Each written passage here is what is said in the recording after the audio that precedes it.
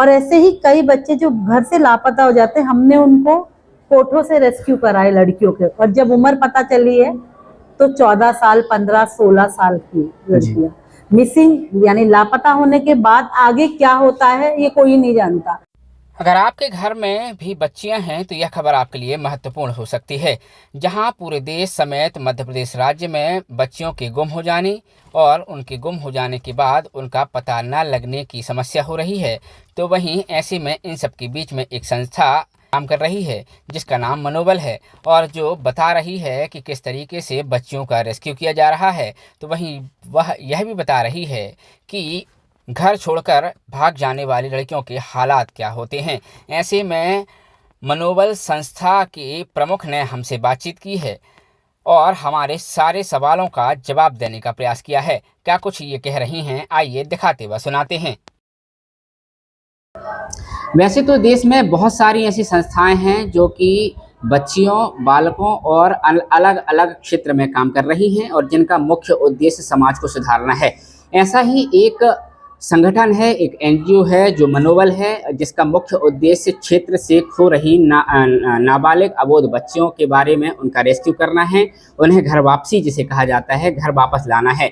जैसे सिवनी जिले के क्षेत्र की बात करें तो सिवनी जिला अपने आप में आदिवासी जिला कहलाता है और यहाँ जानकारी के अभाव में नादान बच्चियाँ, अबोध बच्चियाँ, नाबालिग बच्चियाँ फ़ोन की लत में लगकर या जो भी कह लें उम्र के तकाजे को देखते हुए अपने घर को, अपने माँ बाप को छोड़कर कहीं चली जाती हैं और बाद में ये जो प्रक्रिया है वह थाने तक जाती है। थाने में गुमशुदगी की रिपोर्टें होती हैं, उसके बाद पुलिस अपना काम करती है और परिजन अपना काम करते हैं। हम आपको यहाँ नई बात यह बता दें कि परिजन ज़्यादातर धूमा क्षेत्र की बात करें, धूमा, लखनदौन, बरघाट, पुरई और ओवरऑल सिवनी जिले की बात करें तो यहाँ का जो क्षेत्र है आदिवासी क्षेत्र है और यहाँ के लोग पलायन करके बाहर जाते हैं।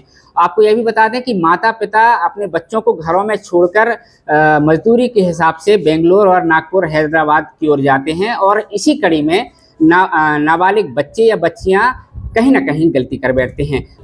हमारे साथ मनोबल एनजीओ संस्था है, उनकी प्रमुख हैं, उनसे जानेंगे उनका मोटिव क्या है, उनका उद्देश्य क्या है और सिवनी जिले में अब तक का उनका अनुभव क्या रहा है, सिवनी जिले में अब तक का उनका क्या उन्होंने स्टडी की है। मैडम, बहुत बहुत आपका स्वागत है। हमारा चैनल एंड तक इंडिया है, हम चाय पर चर्चा करते हैं। अब चूँकि चाय पर चर्चा तो है नहीं, लेकिन इस मनोबल की जैसे आप बात कर रहे हैं तो हम शुरू से जानना चाहेंगे कि आपका मुख्य मोटिव क्या है, क्या उद्देश्य है और अभी तक का अनुभव कैसा है। जी जी मनोबल ह्यूमन ट्रैफिकिंग यानी मानव तस्करी के अगेंस्ट काम करता है। जो लोग मानव तस्करी में फंस जाते हैं हम उनको बचाते हैं, उनके घर तक पहुंचाते हैं। मानव तस्करी शुद्ध हिंदी में अगर बात करें तो क्या मानव तस्करी यानी किसी भी इंसान को बेचना या खरीदना, जी, किसी भी दूसरी जगह ले जाकर बेचना या खरीदना मानव तस्करी।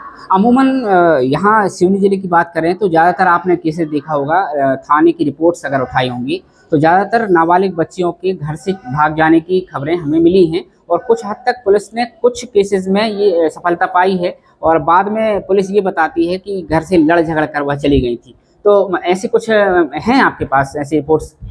देखिए, सिवनी जिले की तो कोई रिपोर्ट नहीं है, पर मोस्टली जो हम दिल्ली से आते हैं, हम दिल्ली पे काम कर रहे हैं, है ना, तो वहाँ पर मोस्टली जो लड़कियां हैं वो ऐसे ही एरिया से आती है। और अगर आप एमपी के 3 साल की रिपोर्ट देखेंगे जिसमें 30,000 महिलाएं और लड़कियां लापता हैं, है ना, तो हमने उसको देखा कि यहाँ कितनी ज़रूरत है अवेयरनेस करने के लिए, लोगों में जागरूकता लाने के लिए, क्योंकि बच्चे घर से भाग जाते हैं ना और मिसिंग हो जाते हैं। लापता होने के बाद ये नहीं पता कि वो कहाँ मिलेंगे जी। और ऐसे ही कई बच्चे जो घर से लापता हो जाते हैं, हमने उनको कोठों से रेस्क्यू कराए लड़कियों के, और जब उम्र पता चली है तो 14 साल 15 16 साल की लड़कियां मिसिंग, यानी लापता होने के बाद आगे क्या होता है ये कोई नहीं जानता।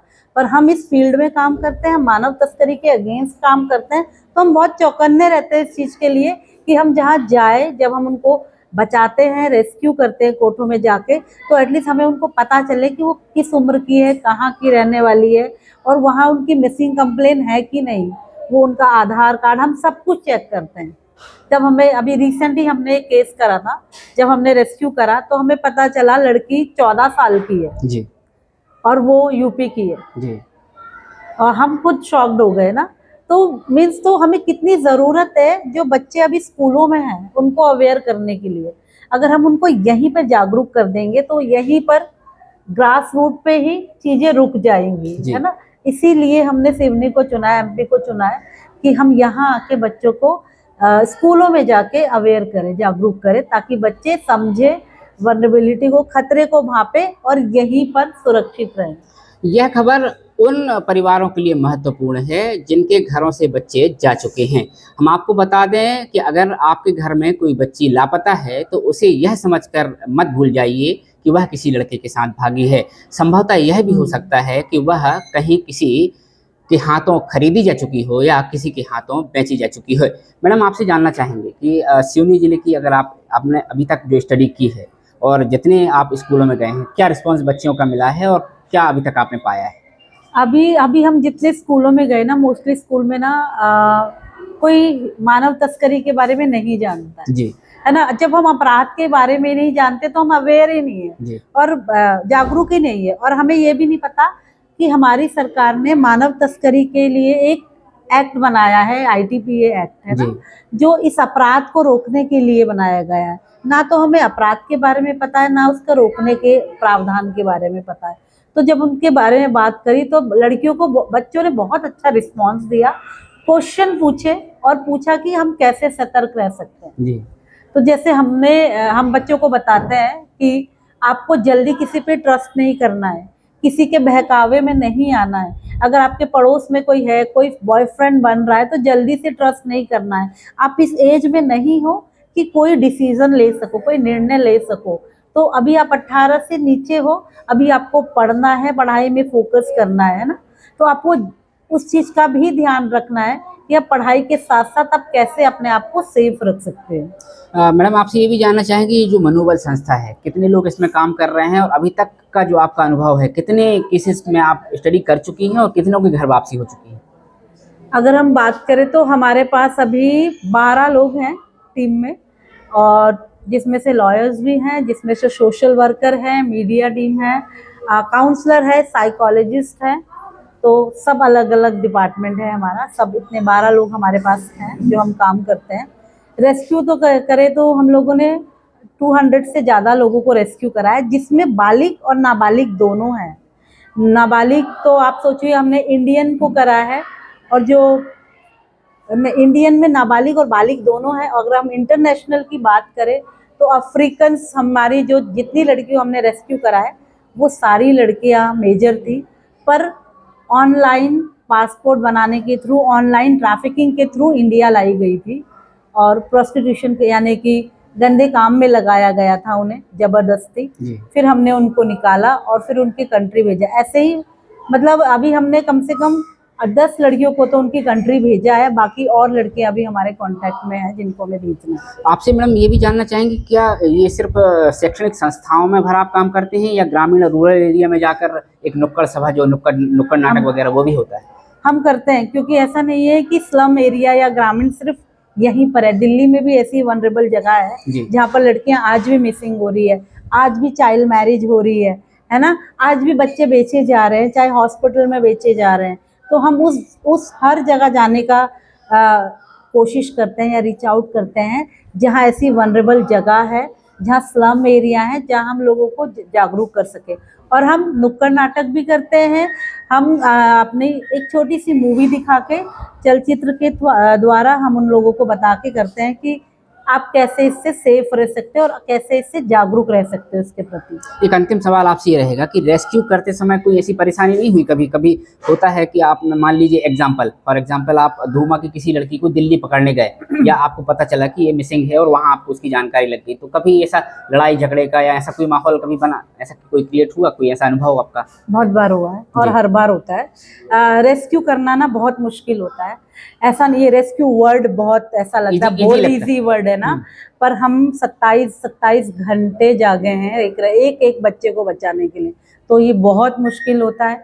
समटाइम सपोर्ट मिल पाता है, समटाइम लड़की वहाँ से निकाल दी जाती है, तो वो बहुत मुश्किल हो जाता है हमें लड़की को ट्रेस आउट करना, उस तक पहुँचना, तो बहुत मुश्किल होता है। लड़ाइयाँ भी वहाँ हो जाती है, लाइफ को भी थ्रेट होता है, जान को भी खतरा होता है। बट अगर आप एक बच्चे की लाइफ को जब आप बचाते हैं तो आप उसकी ना जो खुशी होती है ना एक लाइफ को बचाने के लिए, वो बिल्कुल अलग होती है। और मनोबल विश्वास करता है कि हर एक जीवन महत्व रखता है। मनोबल, जैसा कि नाम से स्पष्ट है कि लड़कियों के मनोबल को बढ़ाने के लिए इस मनोबल का निर्माण किया गया है। हम आपको बता दें कि इस क्षेत्र में ज़्यादातर नाबालिग बच्चियों का मिसिंग के जो केसेस हैं बहुत ज़्यादा आते हैं। ऐसे में अगर मनोबल जैसी संस्था यहाँ काम कर रही है तो वह वाकई में काबिल तारीफ है। बहुत बहुत स्वागत है आपका मैडम हमारे इस चैनल में। और चूँकि मनोबल की संस्था की जिस तरीके से आप बात कर रही हैं, हमारी शुभकामनाएं आपके साथ हैं और हमारे चैनल के माध्यम से जितना हमसे हो सकेगा हम उसकी बिल्कुल जागरूकता फैलाने का प्रयास करेंगे। अगर आप इस चैनल से जुड़े हैं तो आप हमारे यूट्यूब चैनल को सब्सक्राइब कर सकते हैं। फेसबुक में एडीपी सुदीप के तिवारी के नाम से हम हैं, आप उसे भी फॉलो कर सकते हैं। हमारा एक अन्य चैनल है दिलाल 10, उसे भी आप फॉलो कर सकते हैं। देश और दुनिया की बाकी खबरों के लिए जुड़े रहिएगा, देखते रहिएगा हमारा लोकप्रिय चैनल एंड तक इंडिया। कैमरा पर्सन अभिषेक दुबे के साथ सुदीप कुमार तिवारी की रिपोर्ट।